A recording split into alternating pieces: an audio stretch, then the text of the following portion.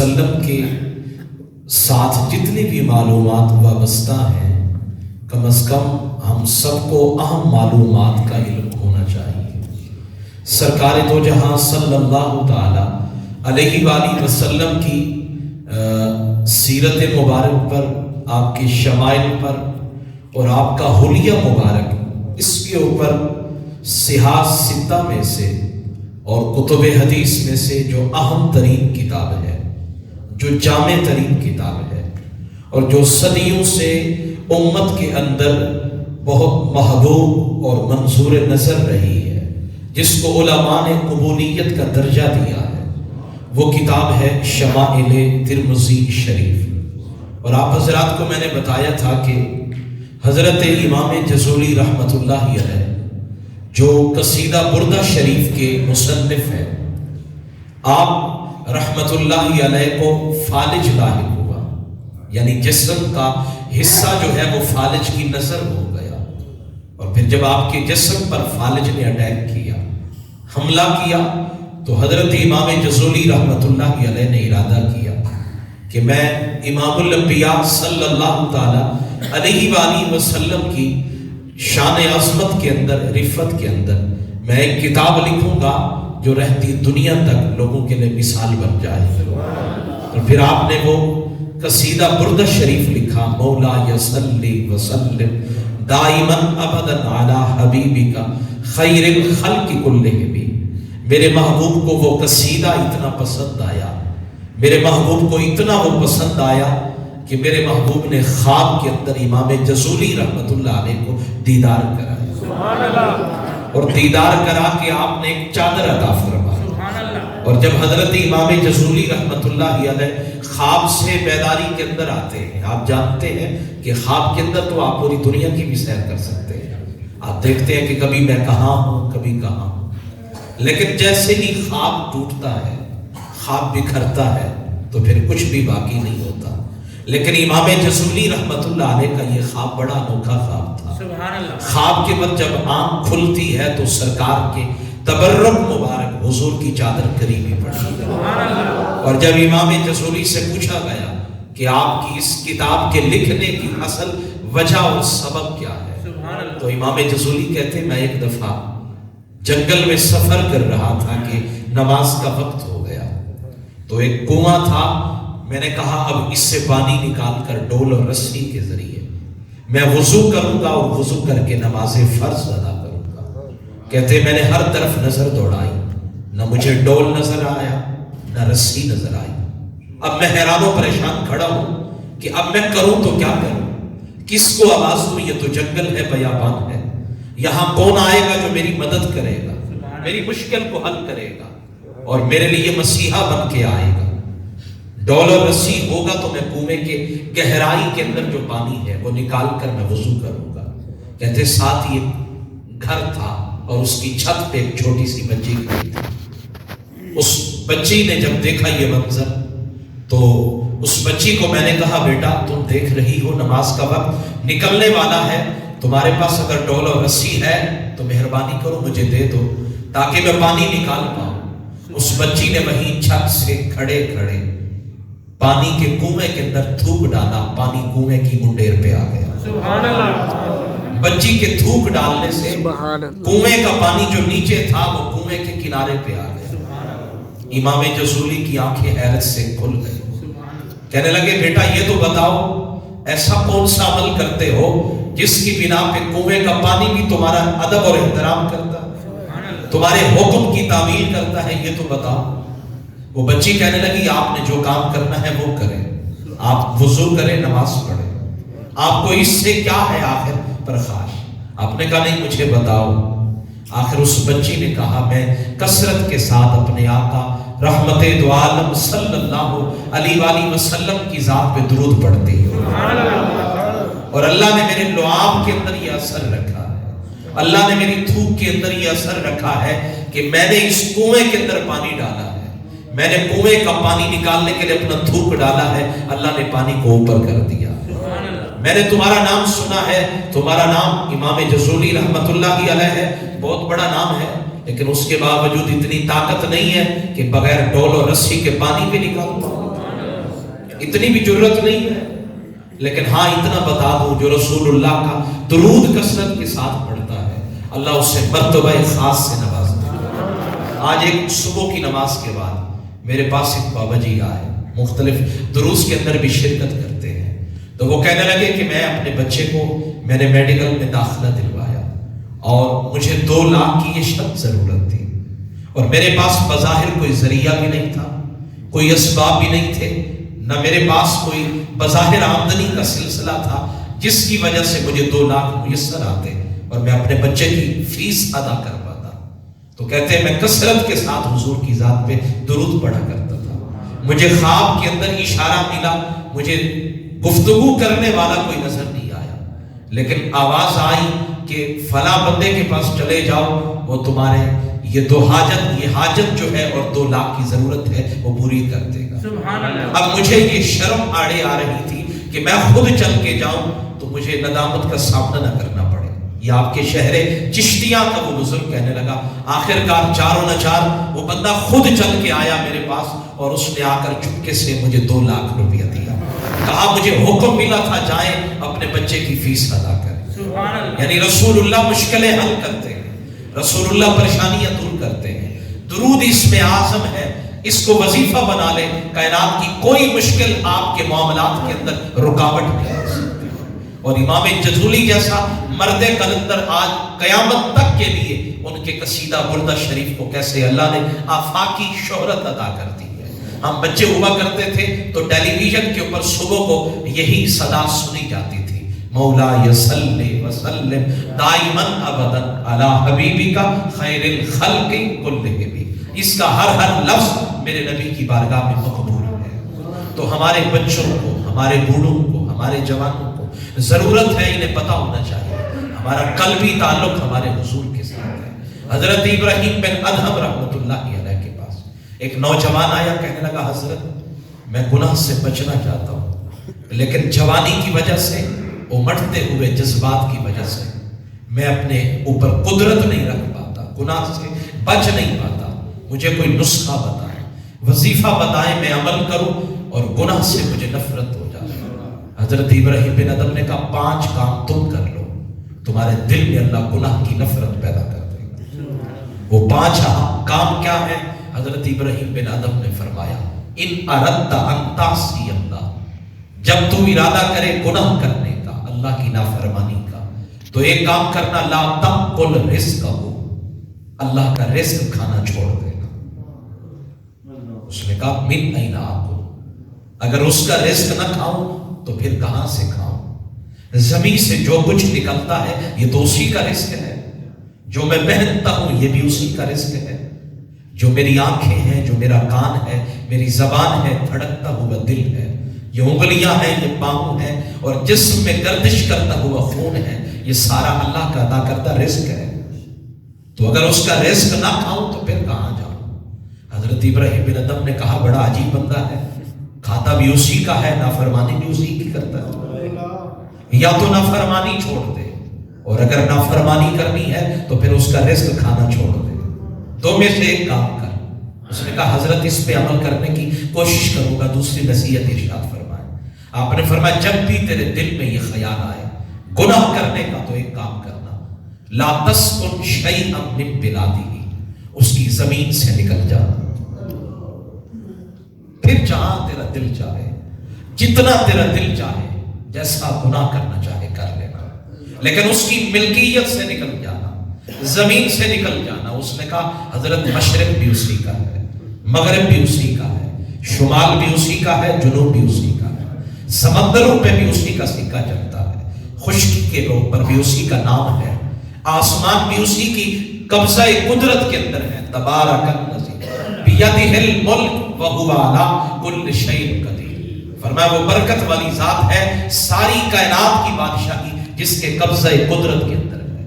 تو اب مشرق بھی اس کا، شمال بھی اس کا، مغرب بھی اس کا، جنوب بھی اس کا، خشکی تری ہر جگہ اسی کی حکومت ہے۔ تو پھر بتائیں ذرا زمین سے نکل کر جاؤں تو کہاں جاؤں؟ تو کہا پھر عجیب بندہ ہے، کھاتا بھی اسی کا ہے، رہتا بھی اسی کی زمین پہ ہے، پھر بھی نافرمانی کرتا ہے، نافرمانی کرتے ہوئے حیا نہیں آتی؟ اگر نافرمانی کرنی ہے رزق بھی چھوڑ دے، اس کی ملکیت میں زمین میں رہنا بھی چھوڑ دے، پھر جو تیرے جی میں آئے تو کرتا رہے، تجھ سے کوئی نہیں پوچھے گا۔ حضرت تیسری نصیحت ارشاد فرمایا، آپ نے فرمایا جب بھی تیرے دل کے اندر خیال آئے نافرمانی کا تو ایک کام کرنا، فانظر موضعا اللہ یراک اللہ، وہاں جا کے گناہ کرنا جہاں تجھے اللہ نہ دیکھ رہا۔ فانظر موضعا، کوئی ہے ایسی جگہ پوشیدہ جگہ ہو، پہاڑوں کے نیچے ہو، غاروں کے اندر ہو، کہیں سرنگ ہو جہاں رب کی نظر نہ ہو، وہ تو ہر چیز کا احاطہ کرے، ہر چیز اس کی نظر کے اندر ہے۔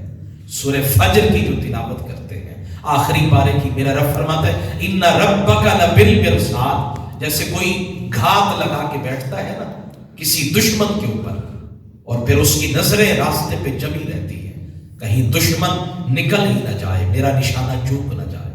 کہا یوں ہی رب گھات لگائے ہوئے ہیں میرے اوپر، آپ سب کے اوپر۔ کوئی بھی کائنات کی کوئی ایسی مخلوق نہیں جو اللہ کی نظر سے پوشیدہ ہو۔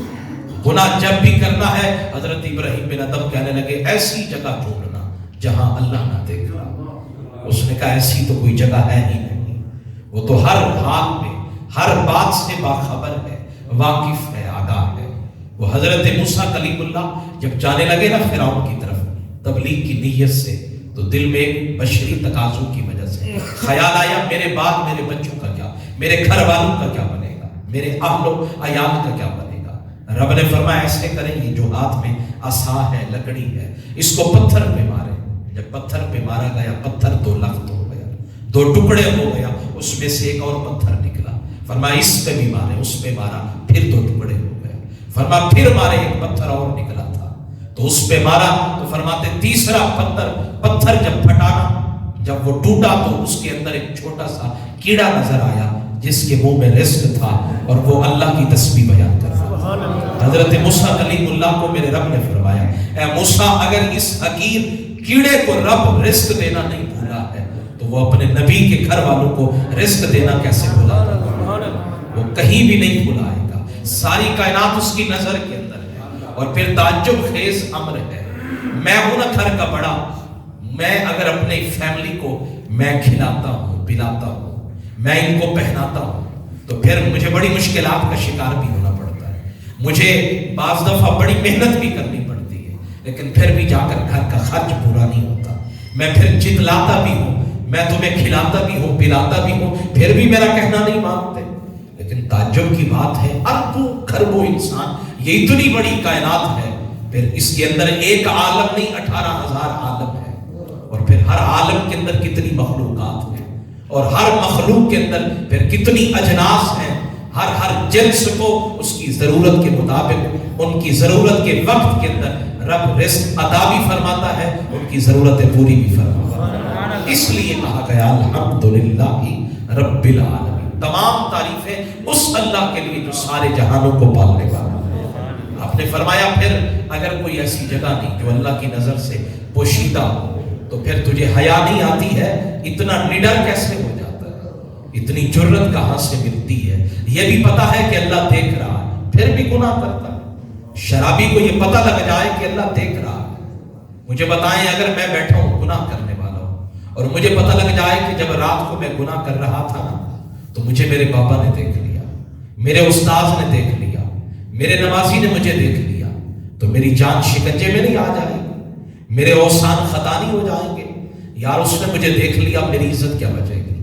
اگر والد نے دیکھا ہے تو وہ تو مجھے سزا دیں گے، اور اگر میرے کسی عقیدت مند نے دیکھا ہے اس کی عقیدت تو مجروح ہو جائے گی۔ اگر ان سے ڈر لگتا ہے تو پھر عاشق رب سے ڈر کیوں نہیں لگتا؟ اگر بندوں سے ڈر لگتا ہے تو پھر خالق سے ڈر کیوں نہیں لگتا؟ ہماری سرائکی زبان کے اندر ایک بڑا مشہور ایک محاورہ ہے کہ اللہ کی نظر سے گرا ہوا بندہ بچ سکتا ہے، لیکن مخلوق کی نظر سے گرا ہوا بندہ کبھی بھی بچ نہیں سکتا۔ جب آپ کسی کی نظر میں آ جائے نا ساری زندگی اچھے بن جائے، لیکن پھر بھی جب آپ کوئی بات اچھی کریں گے نا وہ کہے گا ہے تو وہی ہے نا جی، میں نے پتا ہے بڑا صوفی بڑھتا، میں جانتا تیرے پانی تو کیڑی زندگی گزاری، کس طرح زندگی گزاری، یعنی یہ کبھی بھی معاف نہیں کرتے۔ اللہ فرماتا ہے جتنے گناہ کر لیے ایک دفعہ پلٹ کے آ جا، ساری خطائیں بھی معاف کر دوں گا، اور زمین کے اوپر جو شواہد ہوں گے نا گناہ کے وہ بھی مٹا دوں گا، تاکہ میرا بندہ شرمندہ نہ ہو۔ حضرت ابراہیم بن ادم فرمانے لگے رہتا بھی اسی کی زمین پہ، رزق بھی اس کا کھاتا ہے، اور پھر یہ بھی جانتا ہے کہ اللہ دیکھ رہا ہے، پھر تجھے جرت کیسے ملتی ہے گناہ کرنے کی؟ چوتھی نصیحت فرمائے حضرت ابراہیم بن ادم نے کہا اذا جاءک ملک الموت، جب موت کا فرشتہ تیری روح قبض کرنے آئے تو ایک کام کرنا۔ حضور وہ کام کیا ہے؟ فرمایا قل لہو، سے کہنا اخر عنی، مجھے مختصر وقت کے لیے مہلت دے دے۔ جب موت کا فرشتہ روح قبض کرنے آئے تو اسے کہنا مجھے مختصر لمحوں کے لیے مہلت دے دے، تاکہ اتوب الی اللہ، میں توبہ کر سکوں، وَأَعْمَلَ عَمَلًا صَالِحًا، میں اچھے اعمال کر سکوں۔ وہ سائل کہنے لگا حضرت آپ تو جانتے ہیں وہ تو بادشاہوں سے بھی نہیں پوچھتا ہے، وہ تو بڑے بڑے شہنشاہوں کے دربار میں بھی جاتا ہے تو بغیر پوچھے ہوئے جاتا ہے، تو مجھ فقیر سے وہ کیا پوچھے گا؟ اگر پوچھ بھی لیا تو وہ میری بات مانے گا؟ کبھی نہیں مانے گا۔ کہا پھر جب پتا ہے کہ موت کا جو وقت آ گیا پھر اس میں تاخیر نہیں ہوگی تو پھر گناہ کیوں کرتا ہے؟ حضرت پانچویں نصیحت فرمائے حضرت ابراہیم بن ادہم رحمت اللہ علیہ بولے اذا جاءتک الزبانیہ یوم القیامہ، جب قیامت کے دن اللہ کے عذاب کے فرشتے تجھے پکڑنے آئے انہیں کہہ دینا مجھے پکڑ کر جہنم میں نہ ڈالو۔ وہ کہنے لگا حضرت عجیب بات کرتے ہیں، میرے بچے میرا کہنا نہیں مانتے، اور جن کو احکم الحاکمین نے حکم دیا ہوگا فرشتوں کو، کیا وہ میرا کہنا مانیں گے؟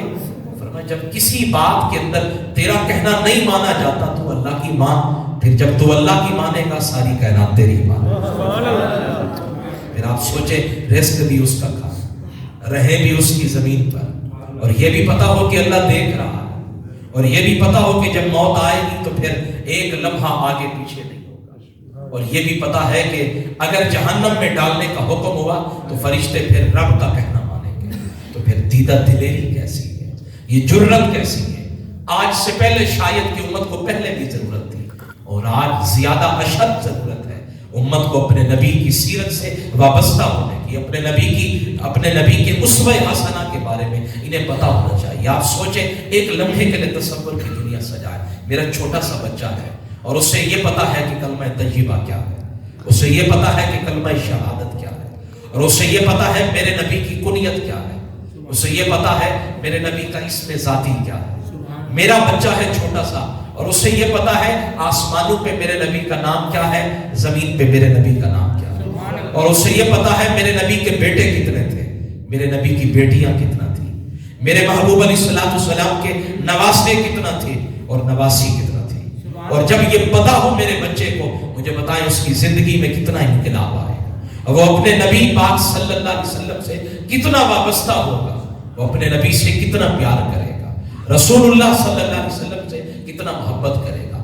وہ میں نے ایک ویڈیو دیکھی کئی ماہ پہلے کہ عرب کے کسی علاقہ کے اندر ایک ٹیچر اپنے شاگردوں کے سامنے حضور کا ذکر کر رہا ہے، اور ایک چھوٹا سا بچہ ہے وہ روئے جا رہا ہے۔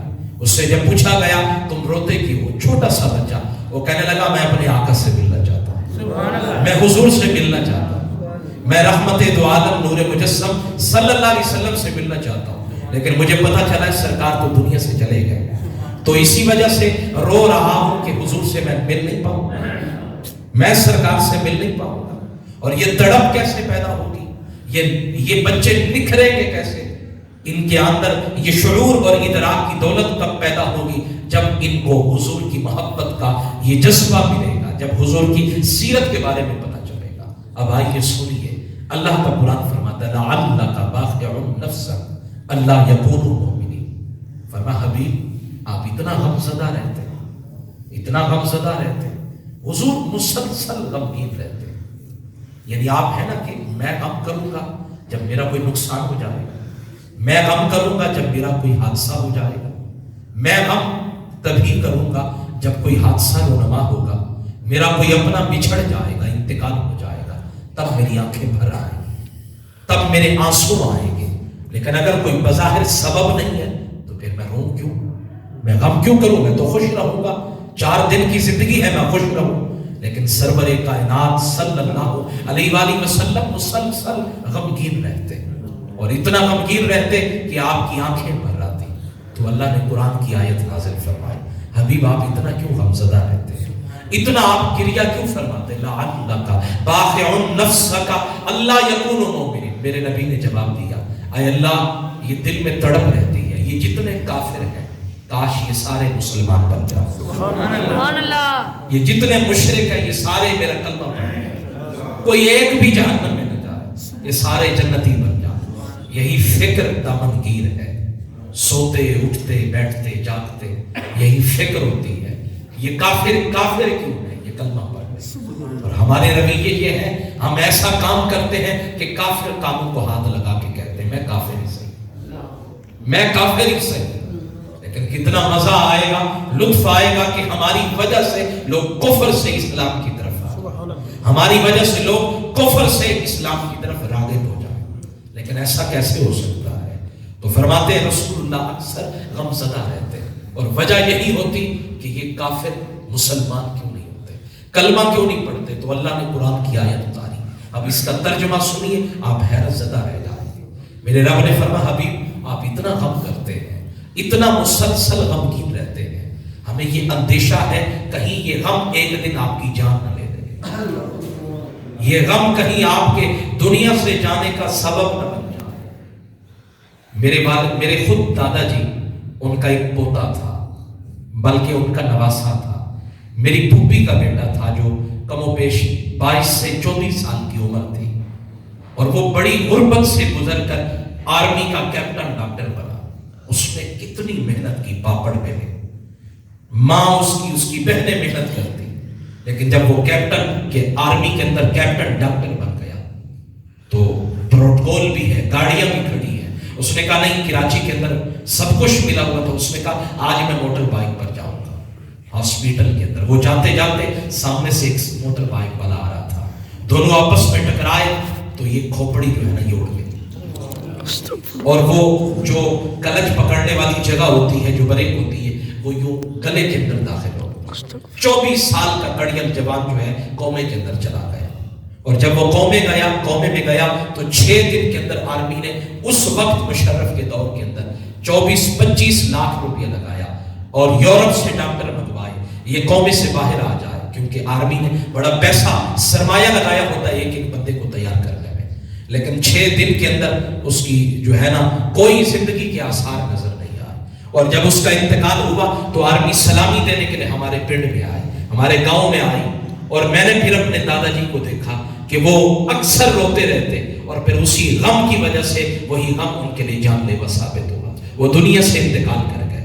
تو اگر اپنوں کا غم اتنا ہوتا ہے تو پھر سوچیں مصطفیٰ کا غم کیسا ہوگا، رسول اللہ کا غم کیسا ہوگا جو اپنی امت کے لیے ہر وقت کہتے ہیں رب حب لی امتی، رب حب لی امتی، اللہم سلم سلم، اے اللہ کرم نوازی کر دے، میری امت کا معاملہ میرے ہاتھ میں دے دے. اور قیامت کے دن بھی حضور یہی کہیں گے یا اللہ کرم نوازی کر دے. اس وقت تک سجدے سے سر نہیں اٹھاؤں گا جب تک سارے جنت میں نہ چلے گا. سبحان اللہ. فرمایا جس کے دل میں رائی کے دانے کے برابر بھی ایمان ہوگا نا، مسکال حبۃ من خردل، رسول اللہ اس وقت تک راضی نہیں ہوں گے جب تک وہ جنت میں نہ چلا جائے. سبحان اللہ. حضور کو میری اور آپ کی اتنی فکر ہے، پھر میں اور آپ بتائیں ہمیں حضور کی کتنی فکر ہے، مجھے اور آپ کو سرکار کے دین کی کتنی فکر ہے. میرے نبی کی صفات 2 قسم کی ہے، ایک صفات خلقیہ ہے اور ایک صفات خلقیہ ہے. خلق کہتے ہیں پیدا کرنا، خلق کہتے ہیں عادات کو. جو حضور کی صفات خلقیہ ہیں ان کی اتباع تو ناممکن ہے. یعنی مثال کے طور پر میرے نبی کا چہرہ چمکتا ہوا ہوتا تھا. اب یہ میرے اور آپ کی بس میں نہیں کہ ہم بھی چہرہ چمکنے والا بنا سکیں. میرے نبی کی آنکھیں گہری اور سرمگی تھی، یہ میرے اور آپ کے بس میں نہیں کہ ہماری آنکھیں بھی اتنی سونی بن جائیں. میرے نبی کی یہ جو پلکیں تھی یہ لمبی تھی اور گھنی تھی، اب یہ میرے اور آپ کے بس میں نہیں کہ ہماری آنکھیں اور پلکیں بھی ایسی ہوں. حضور کی پیشانی روشن تھی، اب یہ میرے اور آپ کے بس میں نہیں کہ ہمارا معاملہ بھی ایسا ہو. حضور کا قد متوازن معتدل درمیانہ تھا لیکن سب سے نمایاں نظر آتے. لیکن یہ صفت ایسی ہے جو خلقی ہے. اللہ نے ابتدائی طور پر میرے نبی کو اتنا سونا بنایا. اب آپ یہ نہیں کہہ سکتے جو بچہ کالے رنگت والا ہے وہ کہے کہ مجھے اللہ نے کالا کیوں بنایا؟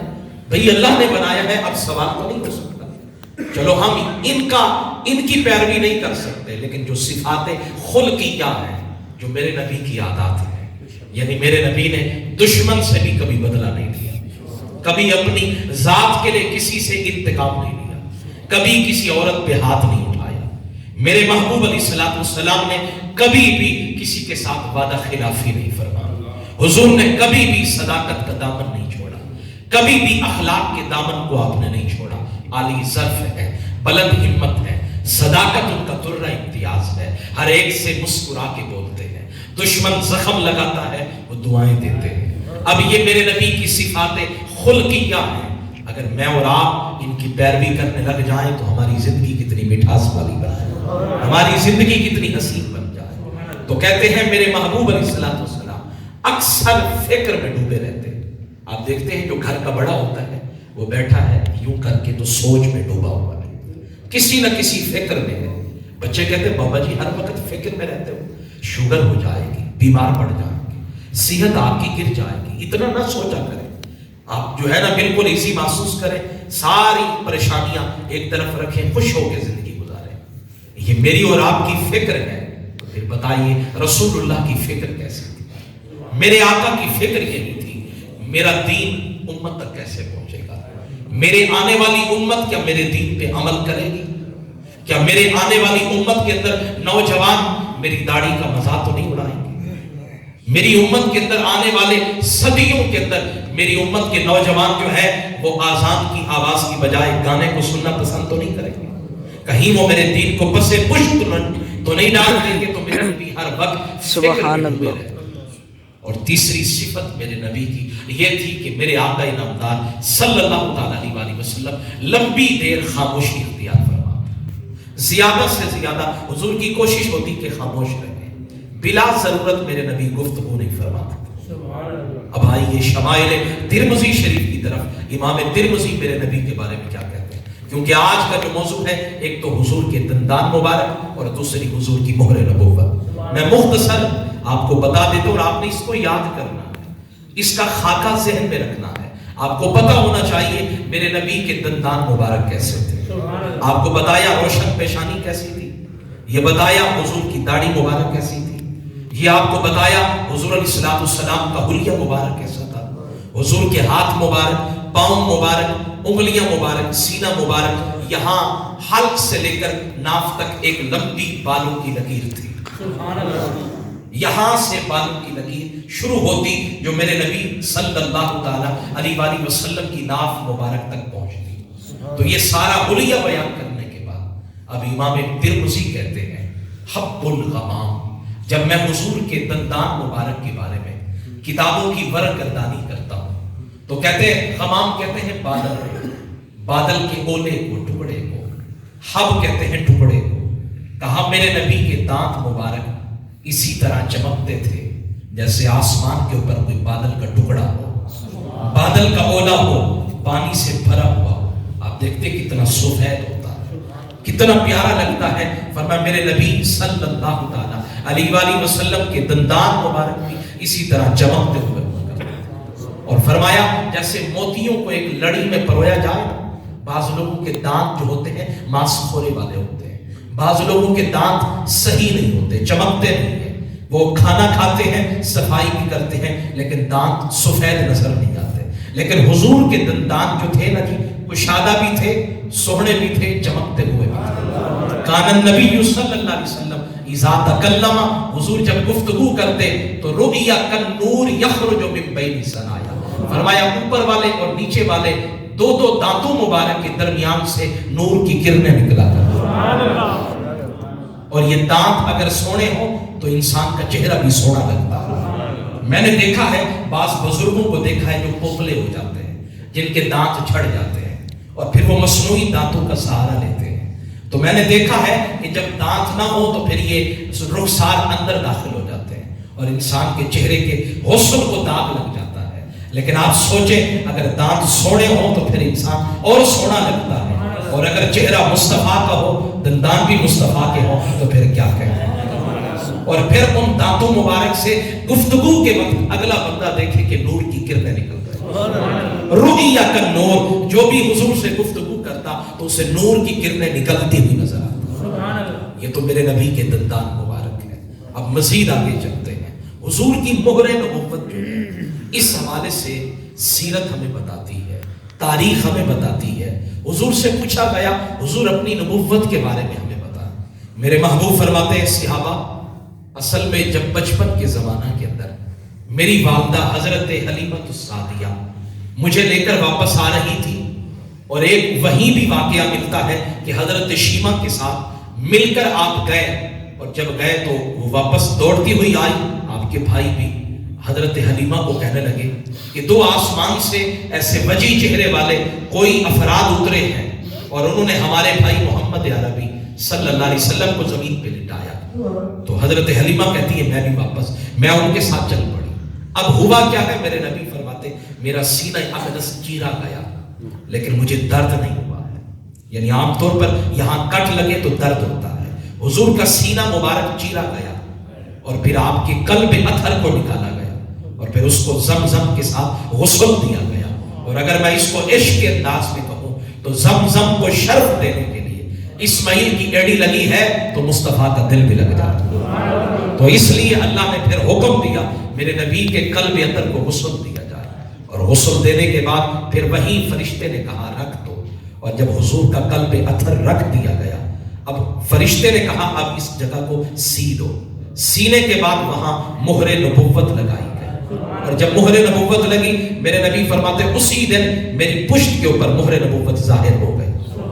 اب یہ ایسی خصوصیت ہے جو جناب آدم سے لے کر جناب عیسیٰ تک کسی نبی کو اللہ نے نہیں عطا کی۔ کوئی نبی ایسا نہیں ہے جن کی پشت پر مہر نبوت، لیکن یہ سرکار کا وصف خاص ہے۔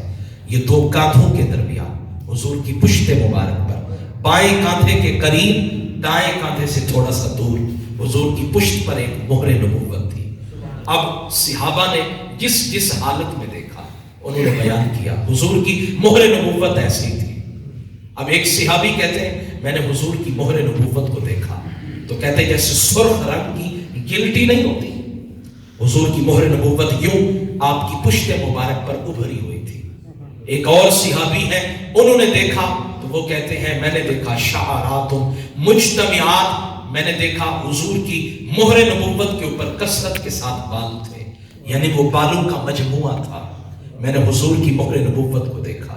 ایک اور صحابی ہیں، وہ کہتے ہیں میں نے جب حضور کی مہر نبوت کو دیکھا، حضور کی پشت مبارک پر یوں لگا جیسے کبوتری کا ایک خوبصورت انڈا ہوتا ہے، بیضوی شکل کے اندر گول گول سونا سونا چھوٹا سا انڈا ہوتا ہے۔ کہا حضور کی پشت مبارک پر یوں کبوتری کے انڈے کی مثل حضور کی مہر نبوت تھی۔ ایک اور صحابی ہیں، وہ کہتے نہیں کبوتری کے انڈے کے برابر نہیں، مثل نہیں، بلکہ چکور کے انڈے کی مثل حضور کی پشت پر مہر نبوت تھی۔ اور ایک اور صحابی ہیں، وہ کہتے ہیں میں حضور کی بارگاہ میں آیا، جن کا نام ہے عبداللہ بن سرجس رضی اللہ تعالیٰ۔ وہ کہتے ہیں میں آیا، صحابہ آتے تھے حضور کے سامنے سے، میں حضور کی پشت سے آیا۔ اب حضور کی پشت میری طرف ہے، حضور کا چہرہ آگے ہے، اب میں آگے نہیں آ رہا، پیچھے ہی چکر لگائے جا رہا، کبھی ادھر جاتا ہوں کبھی ادھر جاتا ہوں۔ اب حضور نے میرا ارادہ بھانپ لیا کہ یہ چاہتا کیا ہے، سبحان اللہ، یہ چاہتا کیا ہے۔ تو حضور علیہ السلام نے اپنی پشت سے چادر اتار لی، سبحان اللہ، فرمایا دیکھ لے جو دیکھنا ہے۔ کہتے جب میں نے دیکھا تو جیسے ایک بند مٹھی ہوتی ہے نا، حضور کی مہر نبوت یوں تھی، اور مہر نبوت کے ارد گرد تلوں کے نشان تھے۔ یہ میرے چہرے پر ہے، آپ کے جسم پر بھی ہوتے ہیں، تل بنے ہوئے ہوتے ہیں کالی رنگت والے۔ تو جہاں حضور کی مہر نبوت تھی اس کے ارد گرد تلوں کے نشان تھے، یعنی درمیان میں مہر نبوت ہے، اس پہ بال ہیں، اور پھر ان کے ارد گرد تلوں نے حضور کی مہر نبوت کا حصار بنا رکھا ہے، گویا کہ وہ میرے نبی کی مہر نبوت کو چوم رہے ہیں۔ کہا میں نے دیکھا، اور دیکھنے کے بعد میں حضور کے سامنے آ گیا۔ میرے نبی مسکرا کے بولے دیکھ لیا جو دیکھنا تھا؟ حضور دیکھ لیا، اللہ آپ کو معاف کرے۔ میرے نبی مسکرا کے بولے اللہ تجھے بھی معاف کر۔ تو یعنی حضور علیہ السلام کی مہر نبوت اس طرح کی تھی۔ اور پھر جس صحابی نے دیکھا اس نے کہا کیا کہنے، مہر نبوت کو دیکھ کر کلیجے کو ٹھنڈ ملتی تھی۔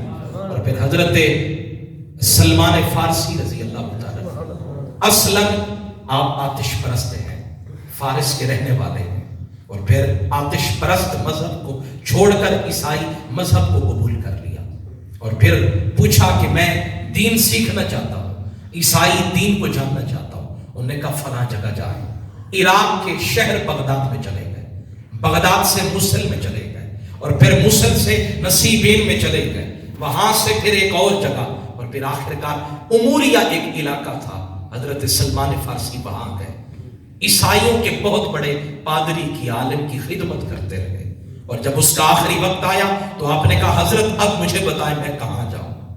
کہا بس ایک کام کرو، عیسائیوں کے مذہب کے مطابق، میری معلومات کے مطابق عیسائی دین کے اندر جاننے والا اب کوئی عالم باقی نہیں رہا، تو پھر حضرت مجھے کس کے حوالے کر کے جا رہے ہیں؟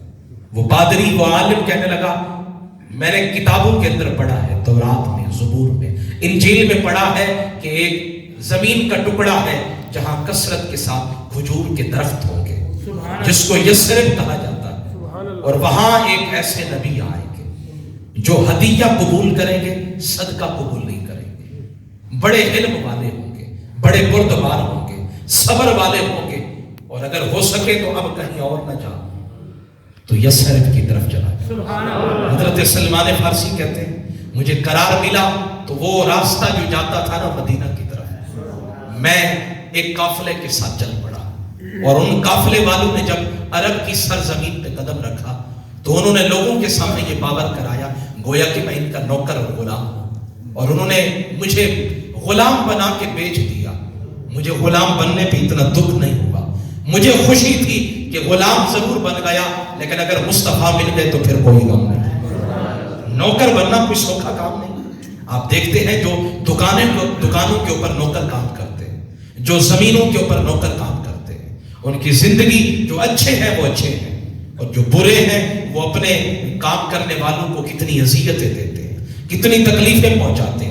جو زمینوں پہ کام کرنے والے ہیں ان سے جانوروں کا سلوک کیا جاتا ہے۔ تو کہنے لگے مجھے بیچا گیا لیکن مجھے اپنی بولی لگنے پہ اتنا دکھ نہیں ہوا۔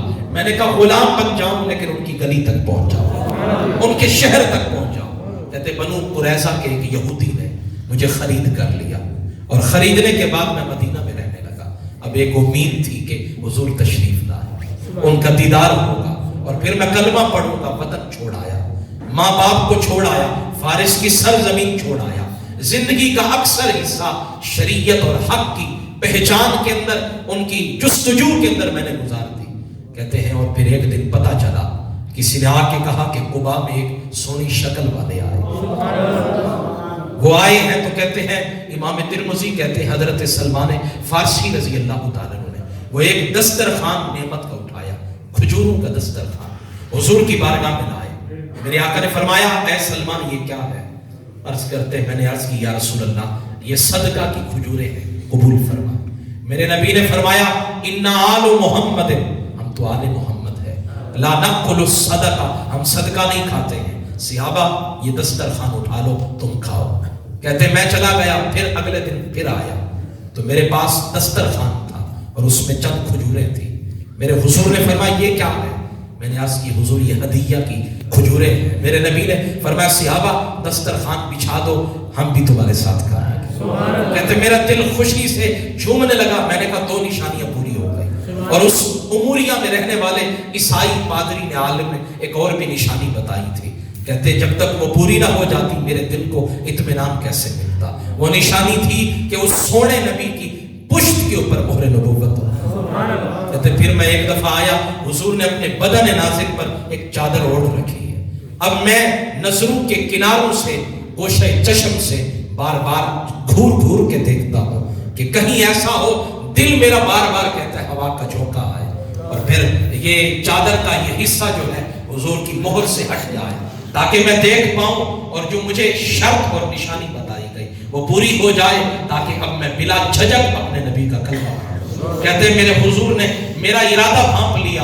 میرے آقا نے چادر اتار کے فرمایا انظر ما امرتا، جو تجھے اموریہ کے پادری نے کہا تھا دیکھ لے۔ کہتے ہیں اب جو حضور نے چادر اتاری تو میں نے دیکھا حضور کی مہر نبوت چمک رہی تھی، سرکار کی مہر نبوت چمک رہی تھی۔ کہتے ہیں اب میں قدموں سے لپٹ گیا، میں نے کہا حضور ساری وہ جتنی بھی باتیں مجھے بتائی گئی وہ پوری ہو گئی، اب مجھے کلمہ پڑھائیے لا الہ الا اللہ محمد رسول اللہ۔ کہاں سے چلا اور کتنی ٹھوکریں کھائی، کوئی غم نہیں ہے، کبھی عرش پر کبھی فرش پر، کبھی در بدر کبھی تیرے در، غم عاشقی تو کہاں لے گئی حضور آپ کے در تک پہنچ گیا، اب کوئی غم نہیں۔ اور میرے نبی نے بھی پھر غلامی کا وہ جو غلام تھا اسے یوں نوازا، فرمایا تم فلاں کے بھائی، تم فلاں کے بھائی، تم فلاں کے بھائی۔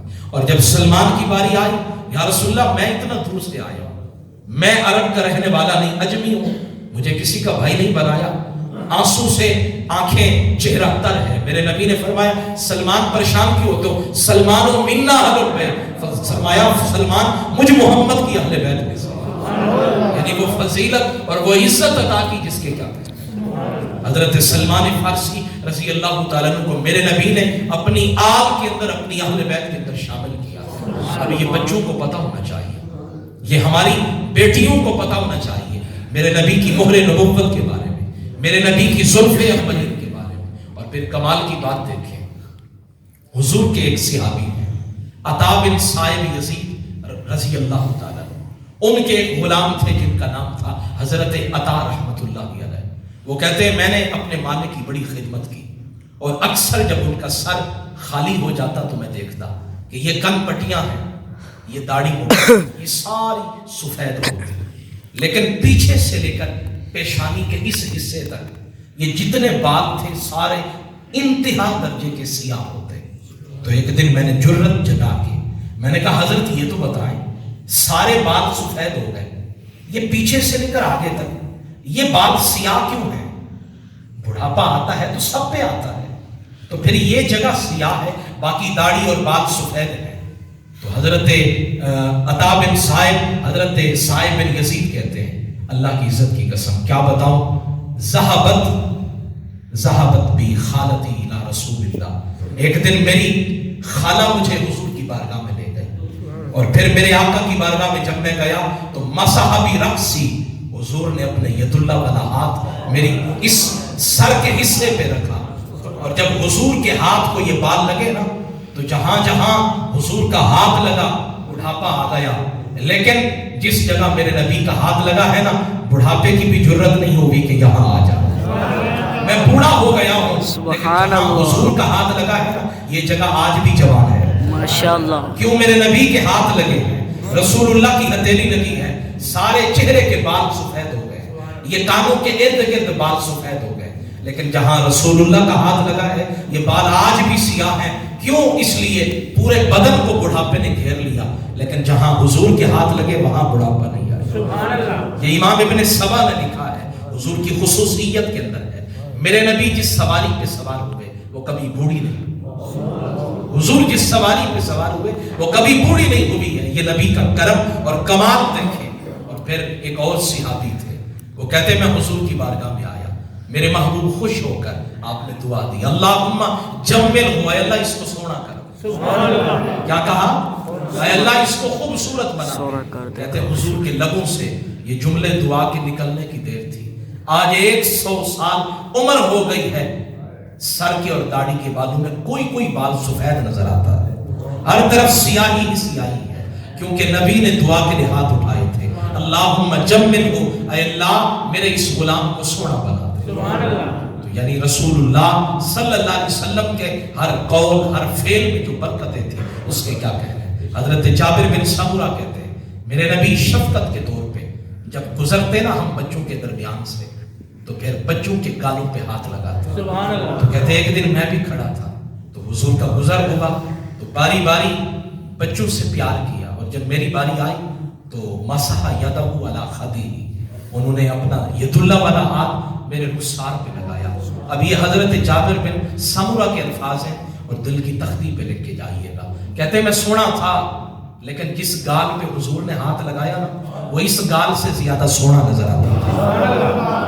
اب جو بندہ خوبصورت ہے وہ خوبصورت ہی ہوگا، کہا نہیں یہ گال بھی خوبصورت تھا، یہ رخسار بھی خوبصورت تھا، لیکن جب اس رخسار کے اوپر میرے محبوب کا ہاتھ لگا تو یہ رخسار اس رخسار سے زیادہ خوبصورت نظر آتا۔ لوگ پوچھتے اس خوبصورتی کا راز کیا ہے، تو میں کہتا یہ میرا کمال نہیں، یہ میرے مصطفیٰ کے ہاتھ کا کمال ہے، یہ رسول اللہ صلی اللہ علیہ وسلم کے ہاتھ کا کمال ہے۔ تو آئیں اس محفل کو کامیاب کریں۔ اور آخری بات عرض کر کے وقت مقررہ پر اپنی محفل کو اختتام کی طرف لاتے ہیں۔ حضرت عمر کی عادت تھی کہ اپنی محفل جب لگتی نا مسجد نبوی کے اندر تو حضرت عبداللہ بن عباس کو اپنے ساتھ بٹھاتے۔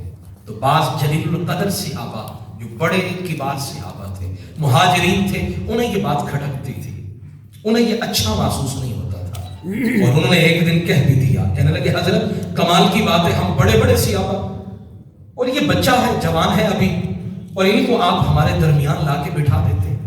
اگر بچوں کو بٹھانا ہے تو پھر ہمارے بھی تو بچے ہیں، وہ پیچھے بیٹھتے ہیں، عبداللہ بن عباس کو ساتھ بٹھا دیتے ہو۔ حضرت عمر نے کہا تمہیں اس کا جواب بھی مل جائے گا۔ ایک دن آپ نے فرمایا صحابہ بتاؤ اذا جاء نصر اللہ والفتح، اس سورت کا مفہوم مجھے بتاؤ۔ تو صحابہ نے کہا جی اس کا مطلب ہے کہ اللہ فتوحات دے گا، اور اللہ حکم دے رہا ہے کہ توبہ بھی کرو، استغفار بھی کرو۔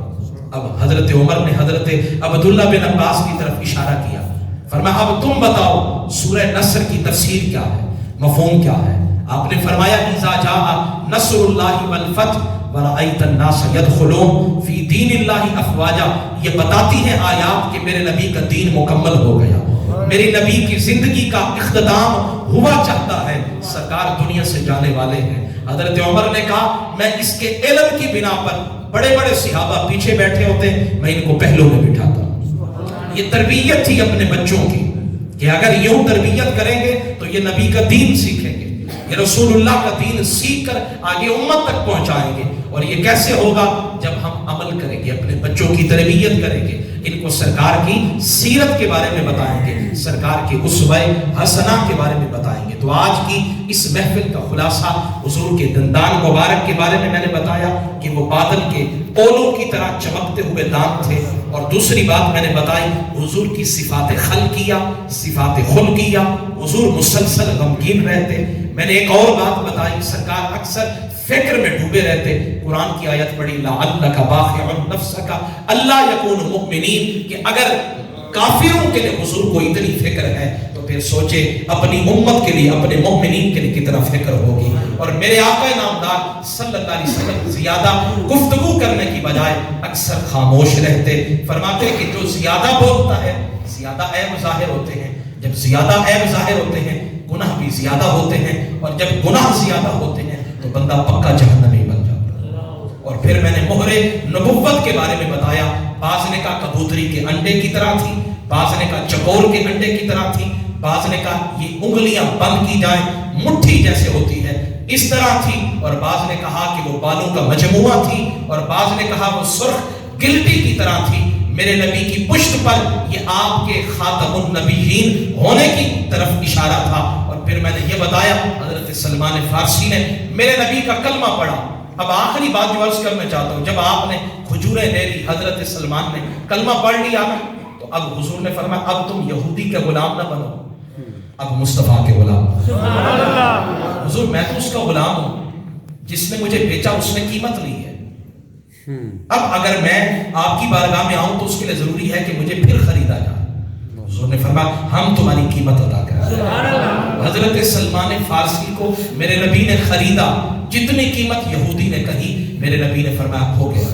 اس نے کہا اتنے پہ نہیں، میرا باغ ہے، ان میں کھجور کے درخت لگانے ہیں، پودے لگانے ہیں، یہ بھی آپ کی شرط کے اندر، تجارت کی شرط کے اندر ہے، خریداری کی شرط کے اندر، اور پھر ان پودوں کی دیکھ بھال کرنا بھی شرط ہے، ان کو پانی لگانا بھی شرط ہے، جب تک کہ وہ درخت پھل دینے کے قابل نہ ہو جائیں۔ حضرت سلمان فارسی پودے بھی لگائیں گے، پانی بھی لگائیں گے، پودوں کی دیکھ بھال بھی کریں گے، الگ قیمت بھی دینی پڑے گی، کیونکہ وہ نہیں بیچنا چاہتا تھا، وہ حضور کو اذیت دینا چاہتا تھا۔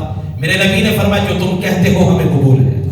اس نے کہا پودے بھی لگائیں گے، پانی بھی لگائیں گے، اور جب یہ پھل کے قابل ہو جائیں گے پھر اسے اجازت ہوگی۔ میرے نبی نے فرمایا سلمان کیا ارادہ ہے؟ یا رسول اللہ اب اتنا بڑا باغ ہے، کھجور کے درخت بھی لگائیں، اور پھر اس کو پانی بھی دیں، دیکھ بھال بھی کریں، پتہ نہیں کب پھل ہوگا۔ میرے محبوب نے فرمایا تم نے جس کا کلمہ پڑھا ہے اس کے سامنے ناممکن نہیں ہے۔ فرمایا تم پودے دیتے جاؤ، آمنہ کے نام لگاتے جاؤ۔ اب حضور اپنے غلام کے لیے، سلمان فارسی کے لیے وہ زمین کے اوپر پودے لگاتے جاتے ہیں، اور لگانے کے بعد میرے نبی نے دعا کی، فرماتے جب اگلا موسم آیا تو فرماتے عمومی طور پر ایسا نہیں ہوتا تھا، لیکن جب موسم آیا تو ہر درخت کے اوپر جو ہے کھجوریں تھی، لیکن ایک پودا ایسا تھا جس پہ کھجوریں نہیں ہوگی۔ میرے نبی نے فرمایا اس پہ کیوں نہیں ہوگی؟ کہنے لگے حضور اس کو آپ کا ہاتھ نہیں لگا، حضرت عمر نے لگایا۔ کس نے لگایا؟ حضرت عمر نے۔ میرے نبی نے فرمایا آپ اس کو اکھیڑ کر دوبارہ میرے نبی نے لگایا۔ فرماتے جب اگلا موسم آیا تو اس کے اوپر بھی پھل آ گیا۔ تو اگر ایک غلام کی خوش طبعی کے لیے، ایک غلام کو خوش کرنے کے لیے، امام ترمذی کہتے ہیں میرے نبی اپنے ہاتھوں سے پودے لگا رہے ہیں، تو پھر مجھے بتائیے میرے نبی کو اپنی امت سے پیار کتنا، اپنی امت کی فکر کتنی ہے؟ تو پھر آئیں میں اور آپ بھی رسول اللہ کے غلام بنے، رسول اللہ کے نوکر بنے، حضور کی سیرت سے، اسوہ حسنہ سے پیار کیا کریں، اور وعدہ کے مطابق الحمدللہ ایک گھنٹہ کے اندر محفل کا اختتام ہوا جاتا ہے۔ نماز عشاء یہاں آ کے پڑھا کریں، اور پڑھنے کے بعد یہیں تشریف فرما ہوا کریں، تاکہ اس محفل کو بغیر کسی تاخیر کے ہم اس کا آغاز بھی کریں اور آپ تک حضور کی سیرت اور آپ کے حلیہ مبارک کا پیغام بھی پہنچے۔ میں دعا کرتا ہوں اللہ تعالیٰ یہ میرے ٹوٹے پھوٹے جملے قبول فرمائے۔ اگلی دفعہ آپ نے کوشش کرنی ہے پورا مہینہ بھر کیا کریں، دوستوں کو دعوت دیا کریں، گلیوں میں بازاروں کے اندر آپ کی جہاں دکان ہے، تجارت ہے، کاروبار ہے، نماز پڑھتے ہیں، ان کو دعوت دیا کریں۔ بھائی ایک مہینے کے بعد ایک گھنٹہ سرکار کی سیرت کو سننے کے لیے اگر دے دیں گے تو ہماری زندگی کے اندر خوبصورتی آ جائے گی۔ کوشش کریں گے نا انشاءاللہ۔ اللہ تعالیٰ میری آپ سب کی حاضری قبول فرمائے، آمین ثم آمین۔ وما علیہ الا البلاغ المبین۔ کھڑے ہو جائیں۔